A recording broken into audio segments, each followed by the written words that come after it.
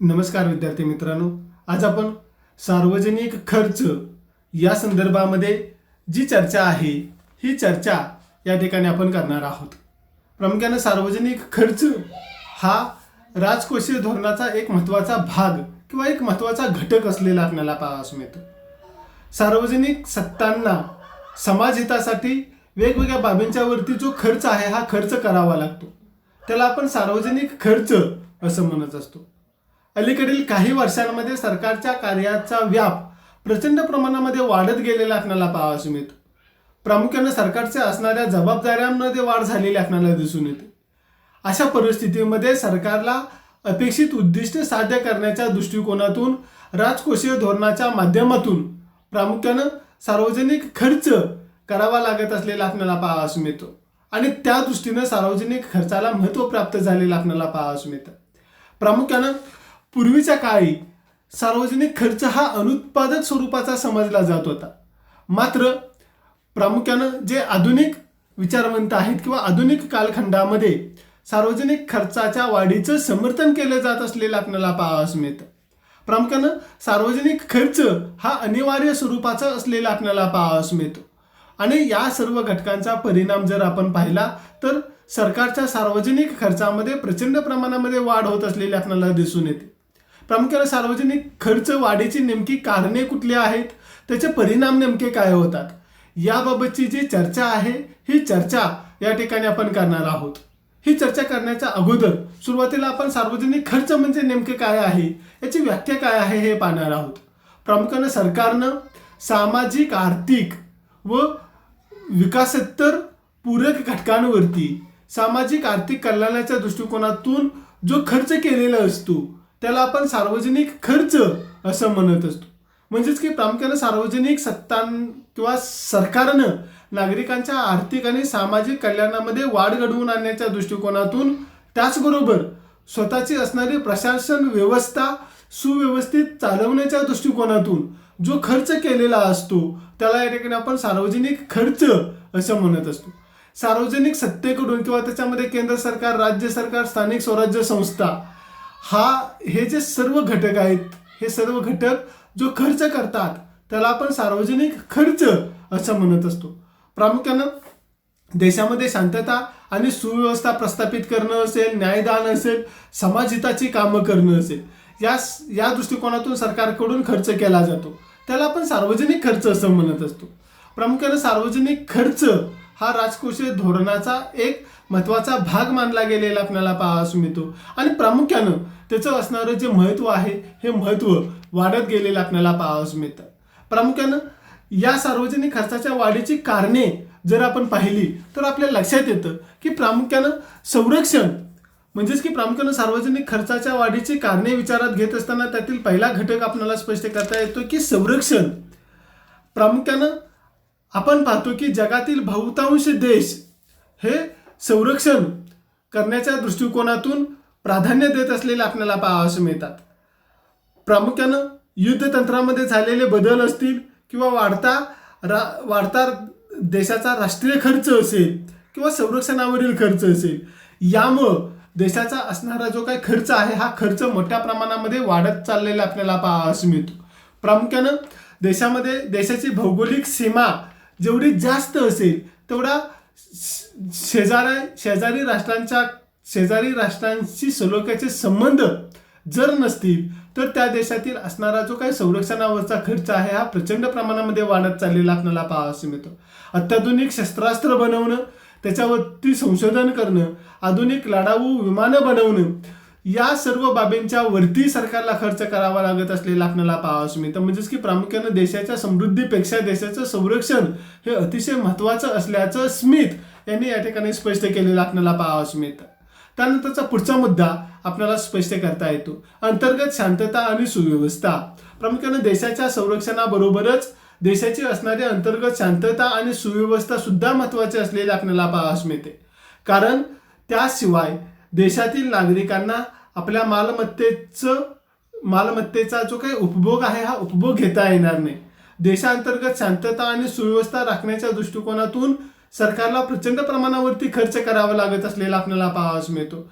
न्याय व्यवस्था असेल, पोलीस यंत्रणा असेल, त्याचबरोबर तुरुंग व्यवस्था असेल, या सर्व घटकांच्या वरती सरकारला खर्च करावा लागत असलेला आपल्याला पाहावयास मिळतो. प्रामुख्याने देशामध्ये अतिरेकी किंवा दहशतवादी नक्षलवादी गट मोठ्या प्रमाणामध्ये जर असतील तर सरकारच्या खर्चामध्ये आणखीनच वाढ होत असलेली आपल्याला पाहावयास मिळते. म्हणजेच की देशातील सरकार अंतर्गत शांतता आणि सुव्यवस्था यावरती प्रचंड प्रमाणावरती सरकारला खर्च करावा लागत असलेला आपल्याला पाहावयास मिळतो. म्हणजेच की प्रामुख्याने या कारणांमुळे सुद्धा देशाच्या सार्वजनिक खर्चामध्ये वाढ होत असलेली आपल्याला दिसून येते. त्यानंतरचं तिसरं कारण आपल्याला सांगता येतं लोकसंख्या. प्रामुख्यानं आज आपण पाहतो की जगातील अनेक देशांची लोकसंख्या वेगानं वाढत असलेली आपल्याला पाहावयास मिळते. विशेषतः विकसनशील देशातील लोकसंख्या वाढीचा दर हा प्रचंड प्रमाणावरती असलेला आपल्याला पाहावयास मिळतो. लोकसंख्या वाढीबरोबर सार्वजनिक खर्चामध्ये प्रचंड प्रमाणामध्ये वाढ होत असलेली आपल्याला पाहावयास मिळते. वाढत्या लोकसंख्येबरोबरच सरकारला शिक्षण, आरोग्याच्या सोयी, रस्ते, वाहतूक, दळणवळण, घर बांधणी या बाबींवरती सुद्धा प्रचंड प्रमाणावरती खर्च करावा लागत असलेला आपल्याला पाहावयास मिळतो. आर्थिक विकासाबरोबरच लोकसंख्या वाढीबरोबरच शहरीकरणामध्ये वाढ होत असलेली आपल्याला पाहावयास मिळते. शहरीकरणामुळे सरकारला सार्वजनिक खर्चात मोठ्या प्रमाणात वाढ करावी लागत असलेली आपल्याला पाहावयास मिळते. वाढत्या लोकसंख्येला आवश्यक असणाऱ्या सोयी सुविधा उपलब्ध कराव्या लागत असलेल्या आपल्याला पाहावयास मिळतात. प्रामुख्याने शहरीकरणामुळे शुद्ध पिण्याचं पाणी असेल, शिक्षण असेल, आरोग्य असेल, घरांची उपलब्धता असेल, झोपडपट्ट्यांचं निर्मूलन असेल, दिवाबत्तीच्या सोयी सुविधा असतील, या सर्व सोयी उपलब्ध करून द्याव्या लागत असलेल्या आपल्याला पाहावयास मिळतात. आणि याचा परिणाम म्हणून प्रामुख्यानं मोठ्या प्रमाणावरती सार्वजनिक खर्च वाढत असलेला आपल्याला पाहावयास मिळतो. त्यानंतर प्रामुख्यानं पर्यावरणीय जे काही संतुलन आहे हे पर्यावरणीय संतुलन राखण्याच्या दृष्टिकोनातून प्रामुख्याने सरकारला मोठ्या प्रमाणामध्ये जो काही खर्च आहे हा खर्च करावा लागत असलेला आपल्याला पाहावयास मिळतो. म्हणजेच की वाढत्या औद्योगिकीकरणाबरोबरच जागतिक तापमानामध्ये प्रचंड प्रमाणात वाढ होत असलेली आपल्याला पाहावयास मिळते. आणि प्रामुख्यानं जे काही पर्यावरणीय समस्या आहे ही जागतिक स्वरूपाची समस्या बनत चाललेली आपल्याला पाहावयास मिळते. हवा प्रदूषण असेल, ध्वनी प्रदूषण असेल, जल प्रदूषण असेल, या सर्व घटकांच्या वरती नियंत्रण प्रस्थापित करणं, या दृष्टिकोनातून लोकांचं स्वास्थ्य बिघडू नये या दृष्टीने पर्यावरणीय संतुलन राखण्याच्या दृष्टिकोनातून वेगवेगळ्या घटकांच्या वरती सरकारला प्रचंड प्रमाणावरती खर्च करावा लागत असलेला आपल्याला पाहावयास मिळतो. त्या दृष्टिकोनातून प्रामुख्याने पर्यावरणीय समतोलासाठी जाणीव जागृती निर्माण करणं, पर्यावरणीय समतोलाचा प्रचार आणि प्रसार करणं, नद्यांचं शुद्धीकरण करणं असेल, वृक्ष संवर्धन करणं असेल, शाश्वत विकासाच्या दृष्टिकोनातून वेगवेगळ्या उपाययोजना असेल, या बाबींवरती सरकारला मोठ्या प्रमाणामध्ये जो काही खर्च आहे हा खर्च करावा लागत असलेला आपल्याला पाहावयास मिळतो. त्यानंतरचं पाचवं कारण आपल्याला सांगता येतं कल्याणकारी योजनांवरील खर्च. प्रामुख्यानं आपण पाहतो की देशाचं संरक्षण आणि न्याय व्यवस्था याशिवाय सरकारने खर्च करू नये असं पूर्वी म्हटलं जात होतं. परंतु आज जर आपण पाहिलं तर जगातील बहुसंख्य देशांनी कल्याणकारी राज्य ही जी काही संकल्पना आहे ही संकल्पना स्वीकारलेली आपल्याला पाहावयास मिळते. आणि त्यामुळं प्रामुख्याने सामाजिक आणि आर्थिक कल्याणाच्या योजना सरकारला राबवाव्या लागत असलेल्या आपल्याला पाहावयास मिळतात. त्या दृष्टिकोनातून सरकारला प्रचंड प्रमाणावरती खर्च करावा लागत असलेला आपल्याला पाहावयास मिळतो.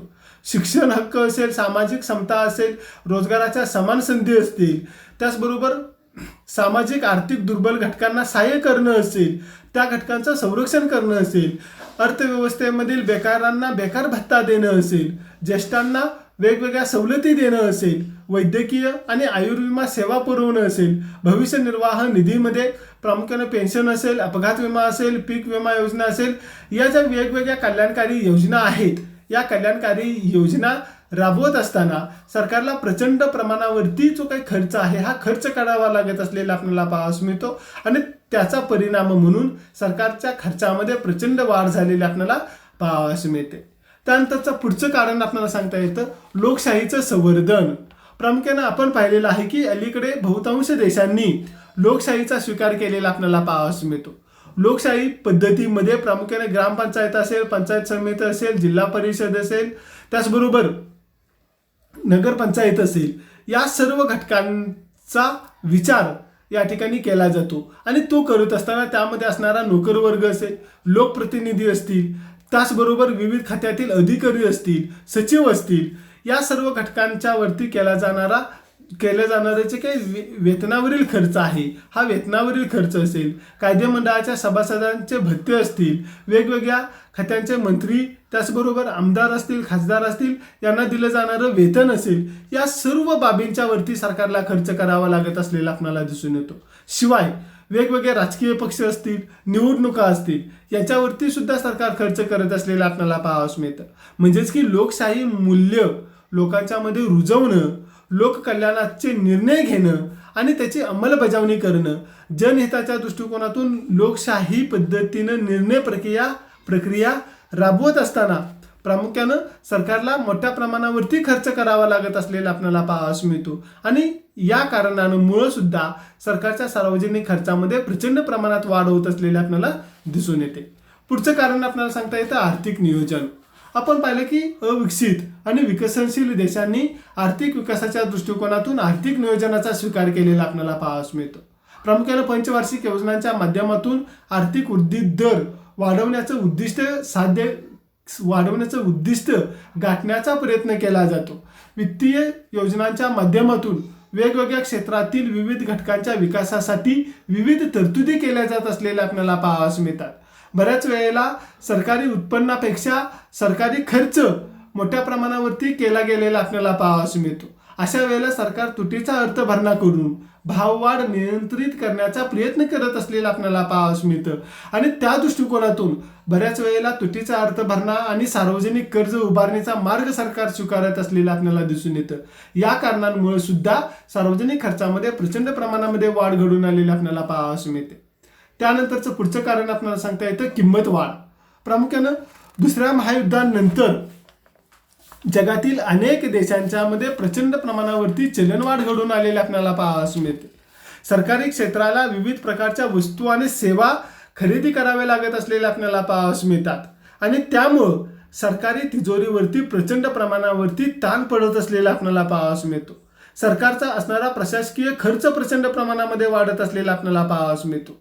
प्रामुख्याने सरकारी कर्मचाऱ्यांना वाढता महागाई भत्ता असेल, वेतन असेल, यामध्ये सरकारला प्रचंड प्रमाणावरती खर्च करावा लागत असलेला आपल्याला पाहावयास मिळतो. त्याचबरोबर सरकारी प्रकल्पांवरील खर्चामध्ये प्रचंड प्रमाणामध्ये किंमत वाढ घडून आलेली आपल्याला पाहावयास मिळते आणि या सर्व घटकांचा परिणाम म्हणून सरकारच्या सार्वजनिक खर्चामध्ये प्रचंड प्रमाणामध्ये वाढ घडून आलेली आपल्याला दिसून येते. त्यानंतरचं पुढचं कारण आपल्याला सांगता येतं आर्थिक मंदीच्या दृष्टिकोनातून उपाययोजना. प्रामुख्यानं आर्थिक मंदी ही अर्थव्यवस्थेतील अतिशय गंभीर आणि नुकसानकारक अवस्था असलेली आपल्याला पाहावयास मिळते. जागतिक महामंदीच्या कालखंडामध्ये अनेक देशांच्या मध्ये उद्योगधंदे आणि वित्तीय संस्थांचं दिवाळं यामुळे निघालेलं आपल्याला पाहावयास मिळतं. मंदी आणि मंदी सदृश स्थितीमुळे ठराविक कालखंडांमध्ये ही मंदी सदृश परिस्थिती निर्माण होत असल्यामुळं सरकारला विविध उपाययोजना कराव्या लागत असलेल्या आपल्याला पाहावयास मिळते आणि प्रामुख्यानं या उपाययोजनांवरील खर्चामुळे सुद्धा सरकारच्या सार्वजनिक खर्चांमध्ये प्रचंड प्रमाणात वाढ घडून येत असलेली आपल्याला दिसून येते. त्यानंतरचं पुढचं कारण आपल्याला सांगता येतं की सार्वजनिक क्षेत्राचा जो विस्तार आहे, हा विस्तार आपण पाहिले की आधुनिक कालखंडामध्ये सार्वजनिक क्षेत्र हे अधिक विकसित होत असलेले आपल्याला पाहावयास मिळतं. लोखंड पोलाद उद्योग असेल, विद्युत निर्मितीचे प्रकल्प असतील, अणुशक्तीचे प्रकल्प असतील, रस्ते निर्मिती असेल, रेल्वेची उभारणी असेल, जहाज बांधणी असेल, विमान बांधणी असेल, हे जे काही सगळे प्रकल्प आहेत त्या सगळ्या प्रकल्पांचा विस्तार झाल्यामुळं प्रामुख्याने सरकारच्या खर्चामध्ये प्रचंड प्रमाणामध्ये जी वाढ आहे ही वाढ घडून आलेली आपल्याला पाहावयास मिळते आणि हे कारण या ठिकाणी आपल्याला स्पष्ट करता येतं. पुढचं कारण आपल्याला सांगता येतं सार्वजनिक कर्जाचं व्यवस्थापन.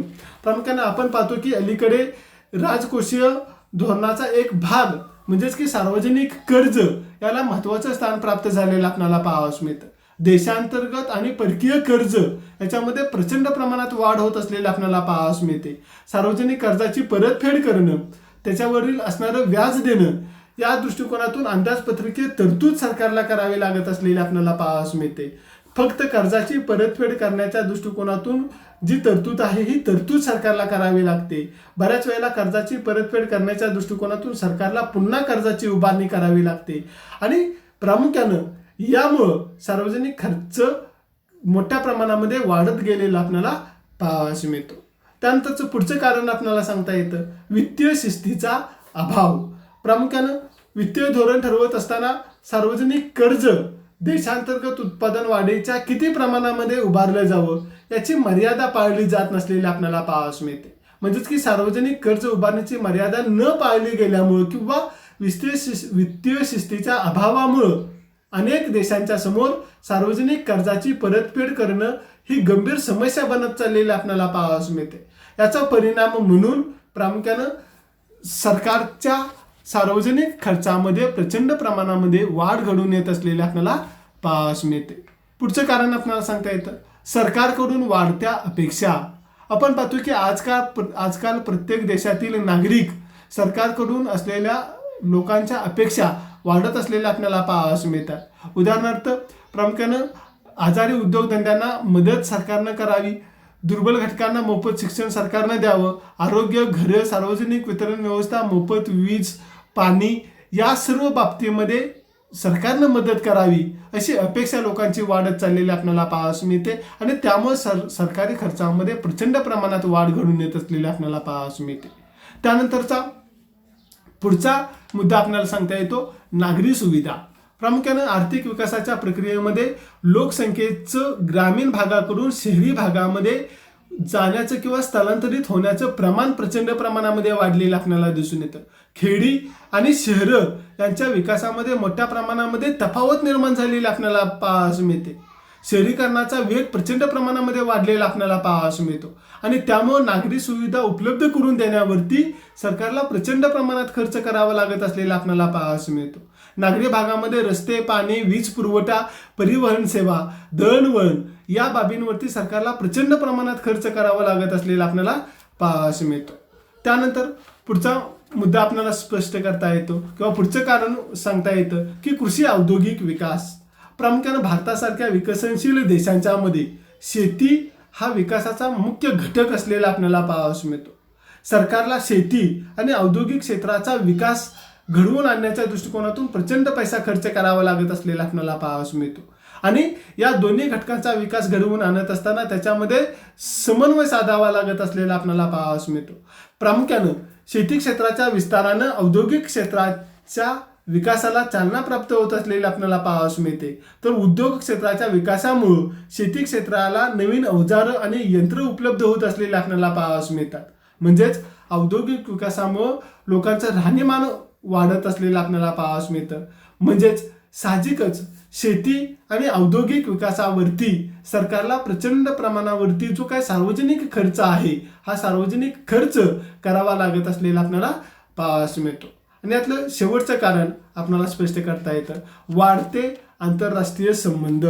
प्रामुख्यानं आपण पाहतो की अलीकडे विविध देशातील आंतरराष्ट्रीय संबंध हे वाढत चाललेले आपल्याला पाहावयास मिळतात आणि त्यामुळं प्रामुख्यानं संयुक्त राष्ट्रसंघ असेल, जागतिक बँक असेल, आंतरराष्ट्रीय नाणेनिधी असेल या संस्थांच्या मध्ये आपले प्रतिनिधी पाठवणं, त्या संस्थांची वर्गणी देणं, विविध देशामध्ये वेगवेगळी शिष्टमंडळं पाठवणं, तसंच परकीय वकालतीवरती प्रचंड प्रमाणावरती खर्च सरकारला करावा लागत असलेला आपल्याला पाहावयास मिळतो. अशा पद्धतीनं प्रामुख्यानं वाढते आंतरराष्ट्रीय संबंध यामुळे सुद्धा सार्वजनिक खर्चामध्ये प्रचंड प्रमाणामध्ये जी वाढ आहे ही वाढ घडून आलेली आपल्याला पाहावयास मिळते. यानंतर प्रामुख्यानं पुढचा जो भाग आहे की सार्वजनिक खर्चाचे परिणाम नेमके काय होतात, तर सार्वजनिक खर्चाचे उत्पादनावरील परिणाम, सार्वजनिक खर्चाचे विभाजनावरती परिणाम होत असलेले आपल्याला पाहावयास मिळतात आणि सार्वजनिक खर्चाचे इतर जे काही परिणाम होतात या संदर्भामध्ये जी चर्चा आहे ही चर्चा या ठिकाणी आपल्याला करावी लागेल.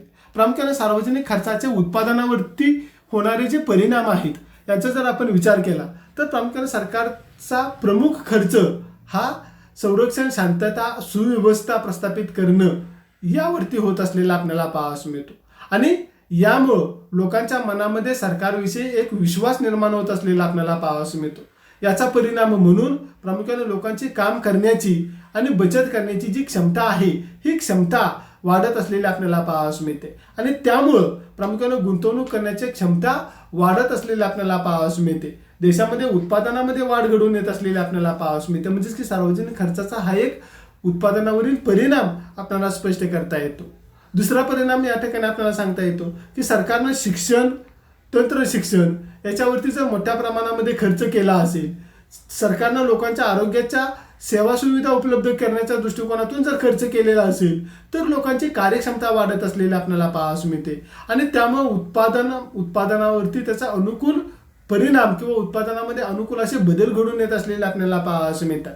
म्हणजेच की प्रामुख्याने सार्वजनिक खर्चाच्या उत्पादनावरती हा एक सकारात्मक परिणाम घडून येत असलेला आपल्याला पाहावयास मिळतो. सरकारनं कालवे असतील, रस्ते, पाणी पुरवठ्याच्या योजना असतील, वाहतूक, दळणवळण, त्याचबरोबर वीज पुरवठा असेल, लोखंड असेल, पोलाद असेल, कोळसा उद्योग असेल, या सर्व घटकांच्या मध्ये जर मूलभूत स्वरूपाचे जे काही बदल आहेत ते बदल जर घडवून आणलेले असतील तर त्याचा सकारात्मक परिणाम उत्पादनावरती घडून येत असलेला आपल्याला पाहावयास मिळतो. सरकारनं कामगारांच्या दृष्टिकोनातून वेगवेगळ्या जर योजना आखलेल्या असतील तर त्याचा परिणाम सुद्धा उत्पादनावरती चांगल्या पद्धतीने घडून येत असलेला आपल्याला पाहावयास मिळतो. म्हणजेच की सार्वजनिक खर्चाच्या उत्पादनावरती होणारे हे जे काही अनुकूल परिणाम आहेत हे अतिशय महत्त्वाचे असलेले आपल्याला पाहावयास मिळतात. याबरोबरच सार्वजनिक खर्चाच्या विभाजनावरती नेमके काय परिणाम होतात या संदर्भामध्ये ज्यावेळेला आपण चर्चा करतो त्यावेळेला प्रामुख्याने सार्वजनिक खर्चाचा विभाजनावरती सुद्धा परिणाम होत असलेला आपल्याला पाहावयास मिळतो. सार्वजनिक खर्च योग्य मार्गानं आणि योग्य प्रमाणामध्ये जर केलेला असेल तर उत्पन्नातील विषमता कमी होण्याच्या दृष्टिकोनातून मदत होत असलेली आपल्याला पाहावयास मिळते. सार्वजनिक खर्चाचा लाभ श्रीमंतांना तुलनेनं अधिक होत असेल तर तो खर्च प्रतिगामी समजला जात असलेला आपल्याला पाहावयास मिळतो. उलट सार्वजनिक खर्चाचा लाभ तुलनेनं आर्थिकदृष्ट्या दुर्बल घटकांना जर होत असेल तर तो खर्च पुरोगामी खर्च म्हणून ओळखला जात असलेला आपल्याला पाहावयास मिळतो. या खर्चामुळं प्रामुख्याने गरिबांचं उत्पन्न वाढतं, त्यांचं जीवनमान उंचावतं, आर्थिक विषमता कमी होण्याच्या दृष्टिकोनातून मदत होते. भूमिहीन शेतकरी, श्रीमंत शेतकरी, मजूर, अपंग, आर्थिकदृष्ट्या निराधार व्यक्ती, सामाजिकदृष्ट्या पददलित, आदिवासी यांना त्याचा अधिक लाभ होतो. प्रामुख्यानं कमी उत्पन्न गटातील व्यक्तींना अल्प खर्चामध्ये घरे बांधून देणं, रास्त दरानं जीवनावश्यक वस्तूंचा पुरवठा करणं, रोजगाराच्या संधी उपलब्ध करून देणं यासाठी जर सरकारने खर्च केला मोठ्या प्रमाणात जर झालेला असेल तर गरिबी कमी होण्याच्या दृष्टिकोनातून मदत होत असलेली आपल्याला पाहावयास मिळते. म्हणजेच की प्रामुख्याने सार्वजनिक खर्चाचा विभाजनावरती हा सकारात्मक परिणाम घडून येत असलेला आपल्याला पाहावयास मिळतो. आणि यातला तिसरा परिणाम आपल्याला सांगता येतो सार्वजनिक खर्चाचे इतर परिणाम. याचा ज्यावेळेला आपण विचार करतो त्यावेळेला सार्वजनिक खर्चाच्या इतर परिणामांमध्ये प्रामुख्याने सार्वजनिक खर्चामध्ये रोजगारामध्ये वाढ घडून येत असलेले आपल्याला पाहावयास मिळते. देशामध्ये जे काही आर्थिक स्थैर्य आहे हे आर्थिक स्थैर्य प्रस्थापित होत असलेलं आपल्याला पाहावयास मिळतं. देशातील सार्वजनिक खर्चातील वाढीमुळे देशाचा असणारा जो काही आर्थिक विकास आहे हा आर्थिक विकास झपाट्याने घडून येत असलेला आपल्याला पाहावयास मिळतो. त्याचबरोबर प्रामुख्याने साधन सामग्रीचं स्थलांतर मोठ्या प्रमाणामध्ये होत असलेलं आपल्याला पाहावयास मिळतं आणि प्रामुख्यानं पर्यावरणाचा जो समतोल आहे हा समतोल राखण्याच्या दृष्टिकोनातून सार्वजनिक खर्च हा उपयुक्त भूमिका पार पाडत असलेला आपल्याला पाहावयास मिळतो. अशा पद्धतीनं प्रामुख्याने सार्वजनिक खर्चाचे उत्पादनावरती, विभाजनावरती आणि इतर होणारे जे काही परिणाम आहेत या संदर्भामध्ये जी सविस्तर चर्चा आहे ही सविस्तर चर्चा या ठिकाणी आपण केलेली आहे. धन्यवाद.